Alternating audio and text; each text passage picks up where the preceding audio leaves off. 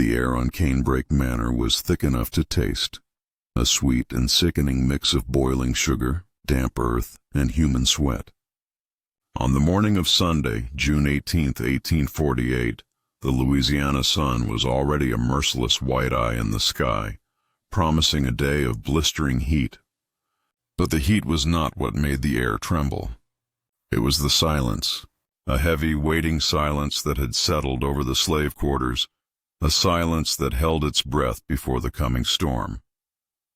Before the church bells could ring out their hollow call to worship, another sound would split the morning, the sound of an axe, the sound of reckoning. This is the story of Noah, a blacksmith whose hands could shape iron and whose heart could hold a fire hotter than any forge.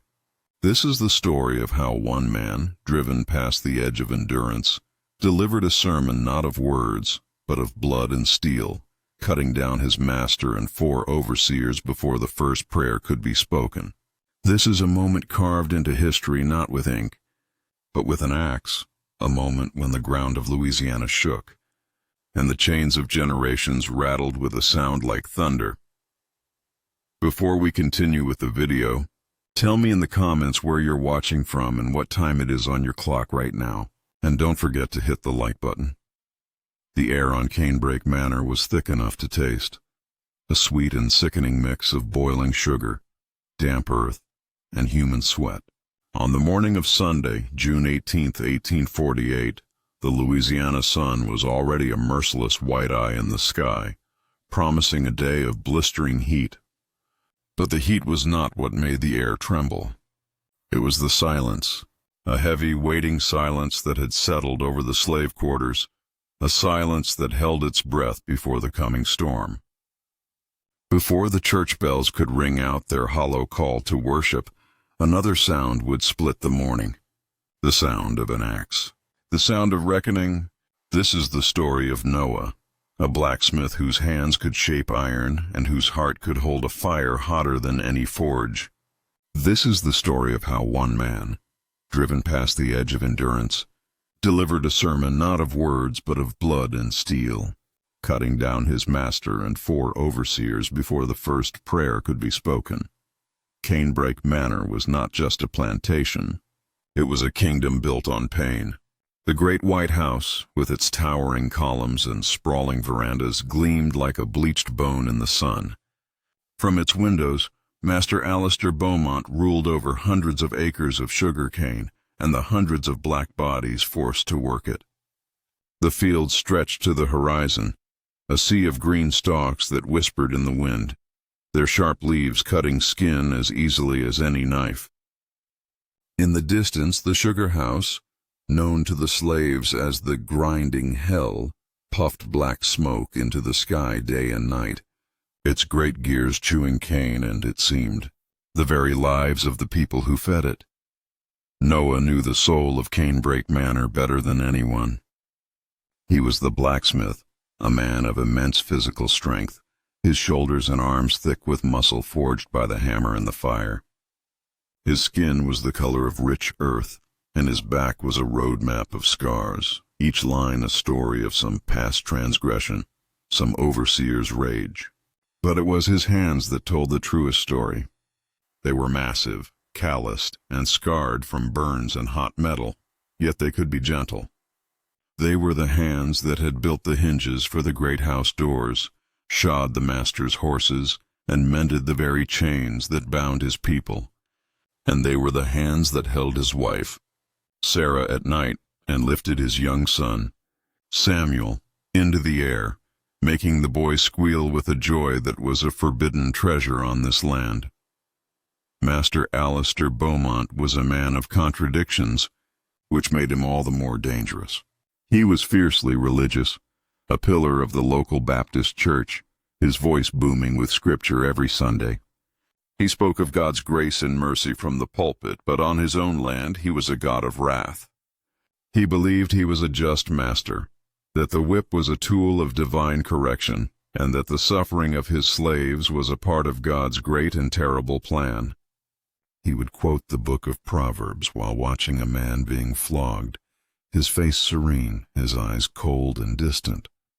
To him, the people he owned were not human. They were souls to be managed, bodies to be worked, and property to be protected. His piety was not a comfort. It was a weapon, and he wielded it with the same casual cruelty as his overseers wielded their lashes. And those overseers were the 4 horsemen of Beaumont's personal apocalypse. They were the instruments of his will, each a specialist in a different kind of terror. The first was Silas, known as the Bulldog, a short, stocky man with a neckless head and a perpetually flushed face. His cruelty was simple and direct. He enjoyed the sound of the lash, the sight of blood, and the feeling of power that came from breaking a strong man's spirit. He patrolled the fields with a blacksnake whip that was his constant companion, its tip stained dark from years of use. The second was Marcus, called the Ghost because of his pale skin and silent, sudden appearances. He was thin and wiry, and he moved through the cane fields without a sound, appearing at a worker's shoulder when they least expected it. His specialty was psychological torment. He would whisper threats, invent rules only to punish for them being broken, and turn slaves against one another with lies and false promises. He didn't need to shout. His quiet, venomous words could inflict wounds deeper than any whip. The third was Jean-Pierre, a Creole from New Orleans they called the Serpent. He was handsome, with dark, slicked-back hair and a charming smile that never reached his eyes. His evil was sly and patient. He was the one who managed the books, the one who identified families that were too close, too strong, and recommended they be broken up and sold. He was the architect of their deepest heartbreaks, carrying out Beaumont's orders to sell a child from its mother or a husband from his wife, all with a polite nod and the stroke of a pen. The fourth and most feared was Thomas, a hulking brute known simply as the Butcher. He was in charge of punishments, the man who wielded the branding iron and oversaw the breaking of those deemed defiant. He had a missing eye, lost in a fight years ago, and his remaining one burned with a vacant, hateful light. He rarely spoke, letting his actions communicate his intent. To be sent to the Butcher was a death sentence of the soul, if not the body. Together these 4 men were the pillars of Beaumont's reign. The brutal enforcers who ensured the river of sugar and profit never stopped flowing. Noah, for all his strength, had learned to navigate this world of casual horror by keeping his head down and his heart guarded. He did his work in the forge, the rhythmic clang of his hammer a steady heartbeat in the plantation's chest. The fire of the forge was his only confidant.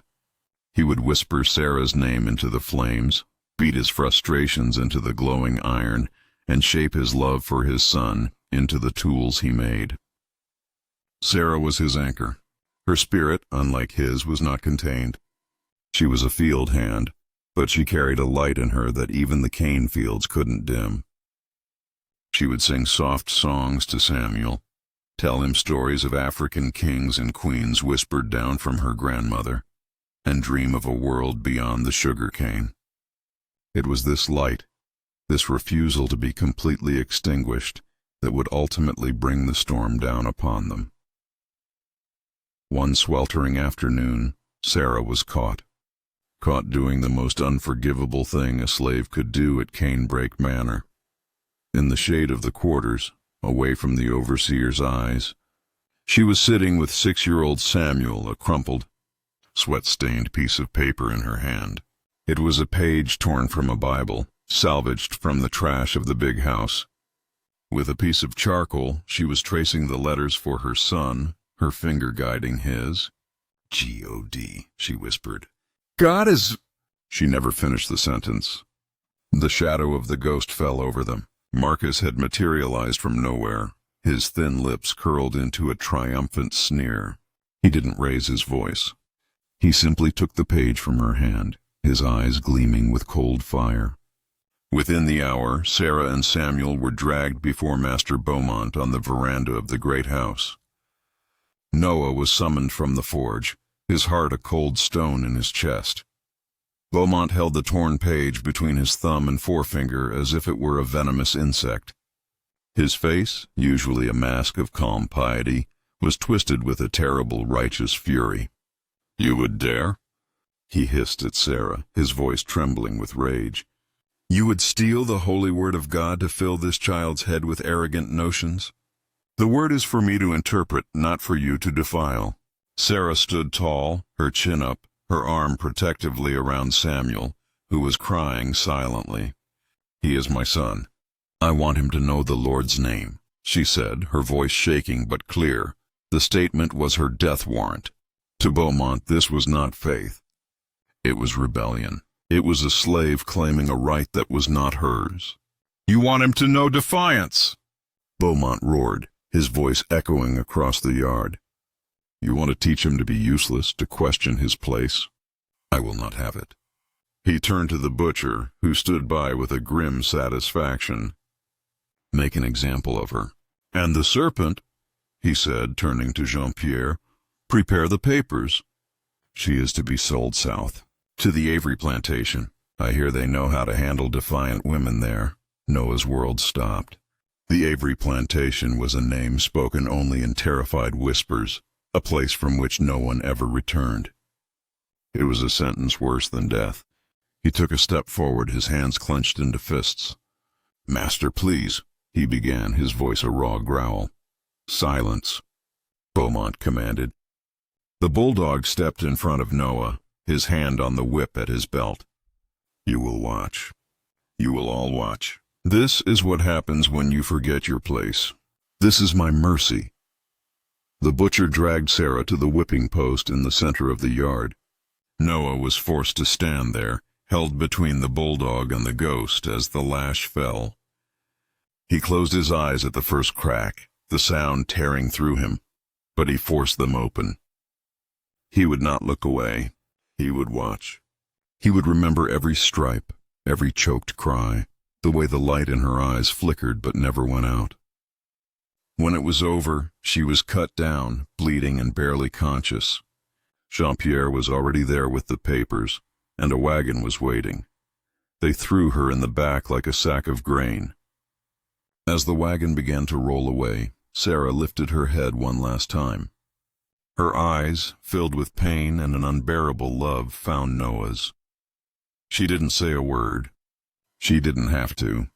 Her gaze was a testament, a plea, and a final terrible command. Remember. Noah stood there long after the wagon disappeared, long after the dust settled. The sun beat down on his bare head. The sounds of the plantation returned, the distant grind of the sugar mill, the buzz of flies, the laughter of the overseers on the veranda. But Noah heard none of it. He heard only the silence where Sarah's voice used to be.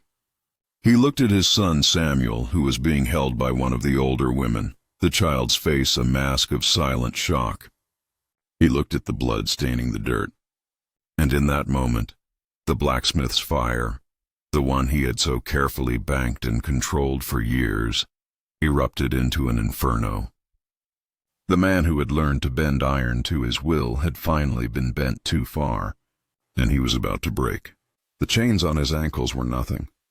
The chains on his heart had just been shattered, and what was unleashed would drown Canebrake Manor in blood. In the days that followed Sarah's departure, a profound and terrible change came over Noah. The quiet, stoic blacksmith who had absorbed his pain in silence was gone. In his place stood a man whose grief had been forged into something cold, hard, and sharp as steel. He still worked at the forge, the clang of his hammer echoing across the yard, but the rhythm was different. It was harder, faster, more violent. He beat the iron as if it were the flesh of his enemies, his muscles coiled, his face a mask of grim purpose. The other slaves watched him with a mixture of fear and awe. They saw the fire in his eyes, a fire that no longer came from the coals of the forge, and they gave him a wide berth. His nights were sleepless. He would sit outside his empty cabin, where the ghost of Sarah's presence lingered in every shadow, and stare at the great house its windows glowing with lamplight like the malevolent eyes of a beast. He didn't weep. The time for tears was over. Now was the time for counting, for watching, for planning. His mind, once occupied with the simple calculus of survival, was now consumed with the complex geometry of revenge. He began to observe the habits of Beaumont and his 4 overseers with an unnerving intensity. He learned that every Sunday morning, without fail, was a time of ritual for them. Master Beaumont would wake late, dress in his finest linen suit, and sit on his veranda with his Bible, preparing his soul for the sermon he would later attend. As he sat there, his 4 overseers would gather with him. It was a weekly tradition, a small court of tyrants.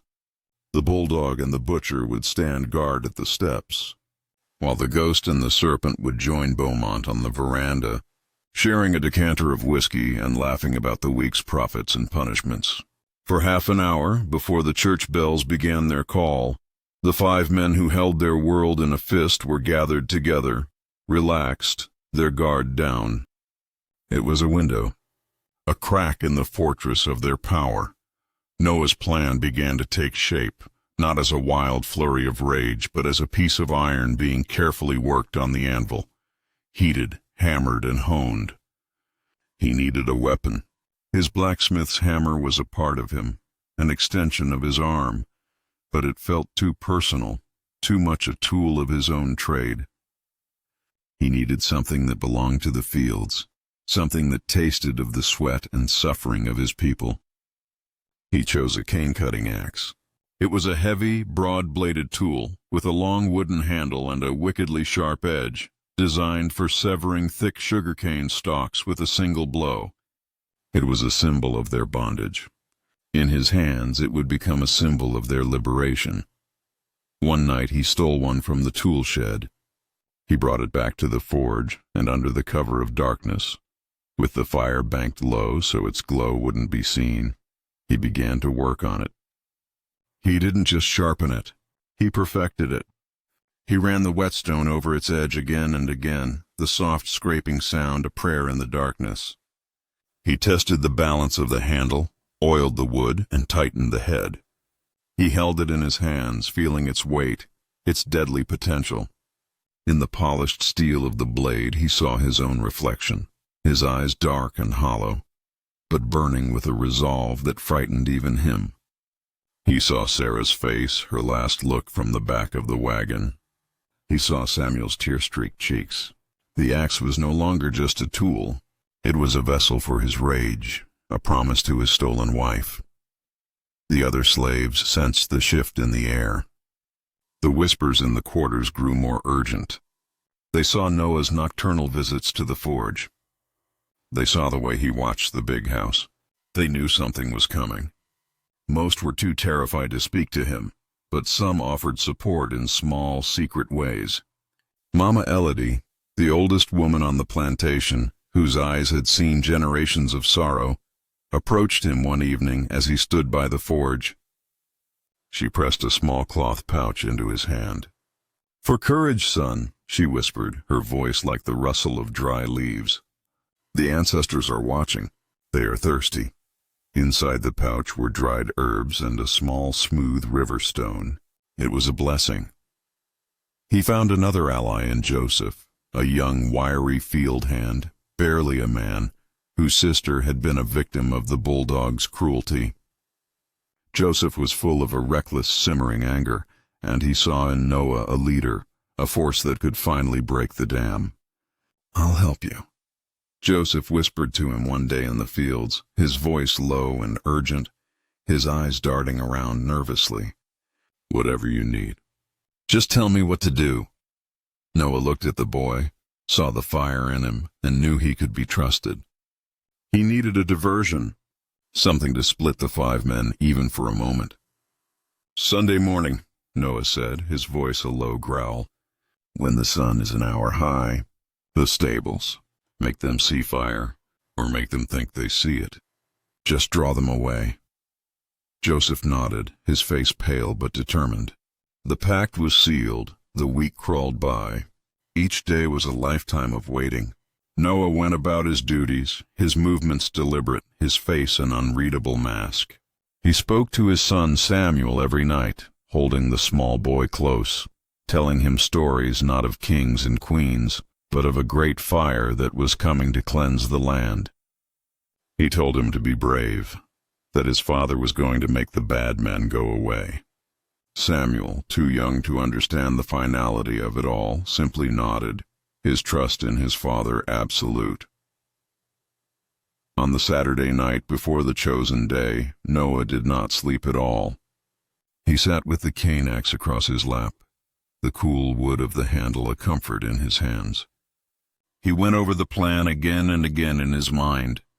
The timing had to be perfect. The diversion, the approach, the first blow. He felt no fear, only a strange cold calm. He had passed through the crucible of grief and had come out the other side as something else. He was no longer just a man, a blacksmith, a husband, a father. He was an instrument of a justice that had been denied for too long. He was the answer to a million unheard prayers. As the first hint of dawn began to lighten the eastern sky, he stood up. He looked toward the great house, where Master Beaumont and his overseers slept, dreaming their dreams of power and profit. He thought of Sarah, somewhere to the south, and he whispered her name into the pre-dawn quiet. "I remember," he said.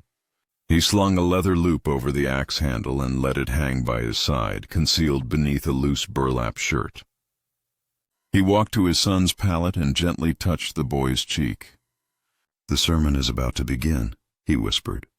Then he stepped out into the heavy, waiting silence of Sunday morning, a silent storm about to make landfall. Sunday dawned with a deceptive peace. The sky was a pale, hazy blue, and a low-lying mist clung to the cane fields, muffling the world in a blanket of quiet. The distant sound of a church bell began to toll, a slow, solemn rhythm calling the faithful to worship. But at Canebrake Manor, the only worship that mattered was the ritual of power about to unfold on the veranda of the great house. Noah stood in the shadows of the forge, watching. His heart was a steady, heavy drum against his ribs. The cane axe hung at his side, its weight a familiar, terrible comfort. He saw Master Beaumont emerge from the house, dressed in his crisp white Sunday suit, his Bible tucked under his arm. Beaumont settled into his large wicker chair, the one that gave him a commanding view of his kingdom, and opened the holy book. One by one, his 4 horsemen arrived. The bulldog and the butcher took their positions at the bottom of the wide veranda steps, their hands resting on their belts, their eyes scanning the yard with bored arrogance. The ghost and the serpent ascended the steps, and Beaumont greeted them with a nod. A house slave brought out a crystal decanter of whiskey and 3 glasses. The sound of their laughter, low and confident, drifted across the yard, a profane hymn in the sacred morning air. The 5 of them were there, a congregation of devils. Noah's eyes flicked to the stables at the far end of the yard. He waited. The sun climbed higher, burning off the last of the mist. The air grew thick. The church bell continued its mournful, steady count. Any moment now, then, a shout. "Fire! Fire in the stables!" It was Joseph's voice, high and panicked. A plume of thick, dark smoke began to billow from the stable roof. It wasn't a large fire, just damp straw and oil rags, but it was enough. The scene on the veranda broke. "What in God's name?" Beaumont exclaimed, rising from his chair. "We'll handle it, master." The bulldog grunted. He and the butcher broke from their posts and ran heavily toward the stables, shouting orders as they went. The trap was sprung. The pack had been split. 2 down, 3 to go, Noah moved. He did not run. He walked, his pace deliberate, his body flowing out of the shadows like a force of nature. He crossed the open yard, his bare feet making no sound on the dusty ground. The ghost and the serpent were distracted, their backs to him as they leaned over the railing, watching the commotion at the stables. Beaumont was standing, his Bible forgotten on the chair, his face a mask of annoyance. Noah reached the steps of the veranda. The ghost was the first to sense him. He turned, his eyes widening in surprise, his mouth opening to call out a warning. The warning never came. Noah swung the cane axe in a silent, brutal arc. The heavy blade struck the ghost at the base of the neck with a sickening thud. He collapsed without a sound, a puppet whose strings had been cut. The serpent spun around at the sound, his hand instinctively going for the small pistol he kept tucked in his belt. He was fast, but Noah was faster. The axe swung again, a blur of polished steel. It caught the serpent across the chest, cleaving through his fine linen shirt and deep into his flesh.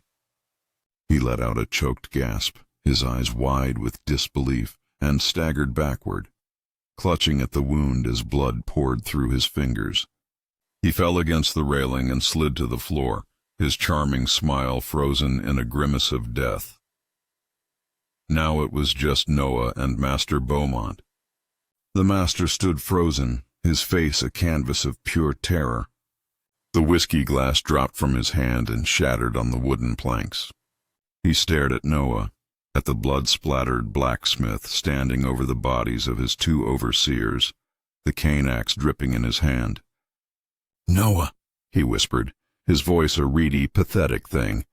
"In God's name, what is this madness?" Noah took a slow step forward, his eyes burning with a fire that seemed to consume all the light on the veranda. "You speak of God, Master?" Noah's voice was a low growl, the sound of stone grinding against stone. "You read his words, but you never listened. The book says, 'The wicked shall be turned into hell, and all the nations that forget God.'" Beaumont backed away, stumbling over the leg of a chair. "This is murder! You are a demon!" he shrieked. "No," Noah said, taking another step. "I am a husband. I am a father. And you, Master, have forgotten God." He raised the axe. Beaumont covered his face with his hands and screamed, a high, piercing sound that was abruptly cut off as the axe fell. The sound of the blow echoed across the yard, final and absolute. Just then, the bulldog and the butcher came running back from the stables, having realized the fire was a ruse. They stopped dead at the bottom of the steps, their faces contorted with rage and shock at the scene of carnage on the veranda. "You bastard!" the bulldog roared, drawing his whip. He charged up the steps, the whip cracking. Noah met him head-on. He parried the lash with the handle of his axe and drove forward, his momentum carrying him into the bulldog's stocky frame. The overseer was strong, but Noah's grief and rage gave him the strength of 10 men. He shoved the bulldog back, and before the man could regain his footing, the axe came down, striking him in the shoulder and sending him tumbling back down the steps. The butcher, seeing his companion fall, let out an inhuman roar and drew a long, wicked-looking knife from his belt. He was a mountain of a man, and he moved with a terrifying speed. He lunged at Noah, the knife flashing. Noah ducked under the wild swing, the blade whistling past his ear. He swung the axe low, catching the butcher in the leg. The big man bellowed in pain but didn't fall. He came at Noah again, a wounded, furious beast. The two men circled each other on the blood-slick veranda, a brutal dance of death. The butcher lunged again. This time Noah was ready. He sidestepped and brought the flat of the axe down on the man's knife hand. There was a crack of bone and the knife clattered to the floor. The butcher stared at his shattered hand for a second, his one eye wide with agony. It was the last thing he ever saw. Noah's final swing was a blur of motion, swift and mercifully quick. The silence that fell afterward was more profound than any that had come before. The church bell had stopped ringing. The world seemed to be holding its breath. Noah stood in the center of the veranda, surrounded by the bodies of the 5 men who had ruled his world. He was breathing heavily, his body splattered with their blood. The axe in his hand felt impossibly heavy. He looked down at his work, at the end of a lifetime of suffering, and felt not triumph, not joy, but a vast empty calm. The sermon was over. For a long moment, the world was still. The only sounds were Noah's own ragged breaths and the soft dripping of blood onto the white planks of the veranda. He stood there, a titan forged in fire and grief, the cane axe hanging from his hand. The sun climbed higher, casting the long, still shadows of the dead across the porch. The kingdom of Canebrake Manor had fallen in the space of 5 heartbeats. Then, slowly, faces began to appear. Peeking from behind the doors of the slave quarters, from the windows of the kitchens, from the edges of the cane fields, they had heard the screams, the sickening thud of the axe, and then the terrifying silence. They crept forward, their eyes wide with a mixture of terror and disbelief. They saw Noah, standing like a dark angel of vengeance amidst the carnage. They saw Master Beaumont, his white suit stained crimson, his Bible lying open beside him. They saw the bodies of the 4 overseers, the architects of their daily misery, broken and still. A collective gasp went through the crowd. No one spoke. No one moved. They simply stared, their minds struggling to comprehend the impossible sight before them. The power that had seemed as eternal and unchangeable as the sun itself had been extinguished. Mama Elodie was the first to move. The old woman walked slowly, her bare feet steady on the dusty ground, her back straight. She ascended the steps of the veranda, stepping carefully around the bodies, and stopped in front of Noah. She looked at the blood, at the axe, and then into his eyes. She reached out a frail, wrinkled hand and touched his arm. "The sermon has been delivered, son," she whispered, her voice filled with a sorrow and a pride so deep it was ancient. Her touch seemed to break the spell. Noah's shoulders sagged, the immense strength that had carried him through the last few minutes draining away. He looked past her, his eyes searching the crowd until they found his son. Samuel was standing near the front, his small hand clutching Joseph's. The boy's face was pale, his eyes huge, but he wasn't crying. He was just watching his father. Noah let the axe fall. It clattered onto the boards with a sound that made everyone flinch. He walked down the steps, his movements stiff, and went to his son. He knelt, ignoring the blood and the bodies, and pulled Samuel into his arms. He held the boy tight, burying his face in his son's hair, and for the first time since Sarah was taken, his body was racked with a great silent sob. He had kept his promise. He had made the bad men go away. But he knew, with a certainty that was as cold and sharp as the axe blade, that more would be coming. The calm did not last. The news of the massacre at Canebrake Manor would travel as fast as a rider on a panicked horse. The world outside their small island of stunned silence would react with swift and terrible fury. Justice, in the eyes of the law, had not been served. It had been grotesquely violated. Noah knew this. As he held his son, he looked up at the faces of his people. He saw their fear, but he also saw something new flickering in their eyes, a spark of hope, of possibility. He had not just killed 5 men. He had shattered the illusion of their invincibility. He had shown them that the chains could be broken. "Listen to me," he said, his voice raw but carrying across the yard. "They will come for me. They will come with dogs and guns. You must tell them you saw nothing. You must tell them it was the work of a demon, a ghost. Do you understand? Your silence is your only shield." The people nodded, their faces grim. They knew he was right.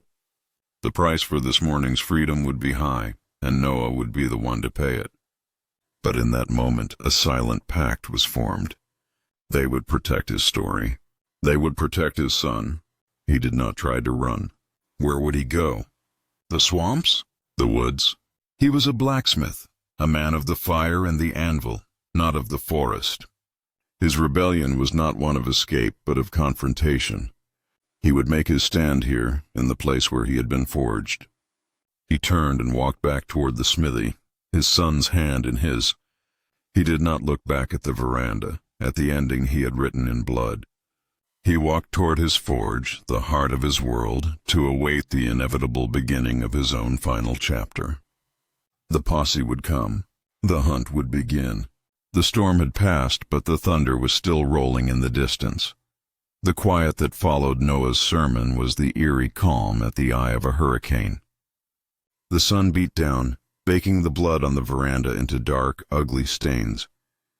The house slaves, moving as if in a trance, covered the bodies with sheets. The fields lay empty. No one worked. No one sang. No one wept. They waited. It didn't take long. By late afternoon, a cloud of dust on the horizon announced their arrival. A posse of 12 men, led by the local sheriff, a hard-faced man named Calloway, rode into Canebrake Manor. They were planters from neighboring estates, their faces flushed with whiskey and rage, their eyes burning with a mixture of fear and vengeance. When they saw the sheet-covered forms on the veranda, a low growl of fury went through them. "Who did this?" Calloway demanded, his voice like grinding gravel. He questioned the house slaves, the field hands, anyone he could grab. But he was met with a wall of unified, terrified silence.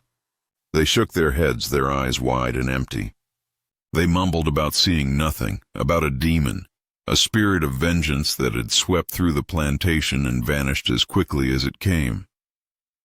They followed Noah's instructions, their fear of the posse warring with their loyalty to the man who had dared to do the impossible. Calloway, frustrated and furious, knew they were lying. He also knew he couldn't whip a confession out of every slave on the plantation. His eyes scanned the grounds and settled on the blacksmith's forge at the edge of the yard.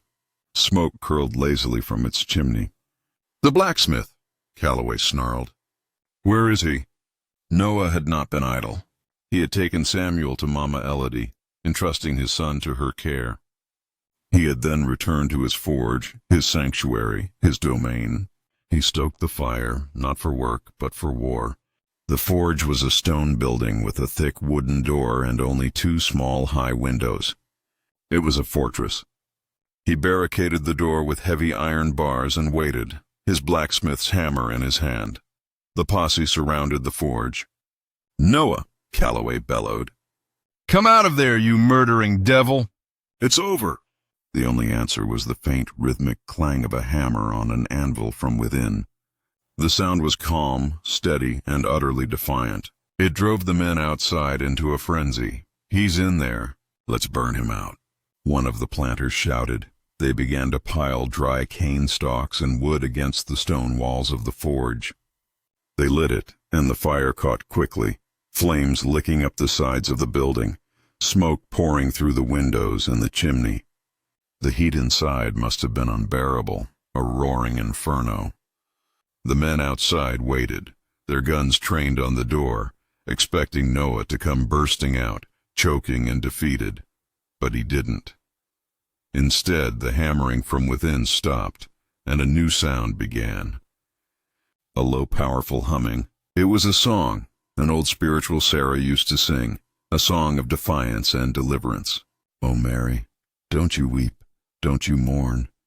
His voice, deep and resonant, rose above the crackle of the flames, an impossible hymn from the heart of the fire. The men in the posse looked at each other, their bravado faltering. This was not the animal they had expected to smoke out. This was something else. "Enough of this," Calloway yelled, unnerved by the singing. "Break the door down!" 2 men charged the heavy wooden door with a log, but it held firm against Noah's iron braces. They slammed against it again and again, the wood groaning and splintering. Inside, the song continued, growing stronger. Finally, with a great crash, the door gave way. Smoke and searing heat billowed out. For a moment, no one dared to enter the fiery maw of the forge. Then, a figure appeared in the doorway, silhouetted against the raging fire behind him like a creature from the pit of hell itself. It was Noah. His clothes were singed, his skin blackened with soot, but his eyes burned with the light of the forge. In his hands he wielded his heavy blacksmith's hammer. He let out a roar that was pure primal rage and charged. He was not a man anymore. He was an elemental force of fire and iron. He swung the hammer, and the first man to meet him went down with a crushed skull. The posse, shocked by his ferocity, fell back, firing their pistols wildly. A bullet grazed Noah's shoulder, another his leg, but he seemed not to feel it. He was a whirlwind of destruction, his hammer rising and falling, a terrible rhythmic engine of death. He took down another man, then a third, their bodies crumpling under the force of his blows. The yard became a scene of chaos, shouts, gunshots, and the terrifying clang of the hammer. But he was one man against a dozen. A shot finally found its mark, striking him in the chest. He staggered, the hammer suddenly feeling impossibly heavy. Another shot hit him, and he fell to one knee, his great strength finally failing him. He looked up, his eyes finding Sheriff Calloway, who stood with a smoking pistol. Noah tried to rise to lift the hammer one last time, but his body would not obey. He collapsed onto the dirt, the hammer falling from his grasp with a final dull thud. The silence that followed was absolute. The posse stood panting, their faces pale, staring at the giant they had brought down. From the slave quarters, a single piercing wail of grief rose up. Mama Elodie holding Samuel tight. The rebellion was over. They did not bury Noah. They made an example of him. His body left in the yard as a warning. But the warning was not the one they intended. As the days turned into weeks, the story of Noah's sermon began to spread. It was whispered in the quarters at night, carried by travelers along the river, and passed between plantations like a secret gospel. They told of the blacksmith who had delivered a sermon of blood and steel, of the man who sang hymns from within the fire, of the Titan who fought a dozen armed men with nothing but a hammer. Canebrake Manor was never the same. A new master came, new overseers, but a shadow lay over the land. The bloodstains on the veranda, they said, could never be fully washed away. The forge was left to ruin, a haunted sacred place that no one dared enter. And sometimes on quiet nights the slaves would swear they could hear it, the faint, rhythmic clang of a hammer on an anvil, a steady, defiant heartbeat from the ghost of the man who had dared to break his chains. Noah was gone, but his story became a weapon. A spark of hope kept alive in the darkness, a promise that even in the deepest hell, a man could still stand up and deliver a sermon of his own. If this story moved you, leave your mark. Like, subscribe, and share. This way the memory of those who resisted stays alive.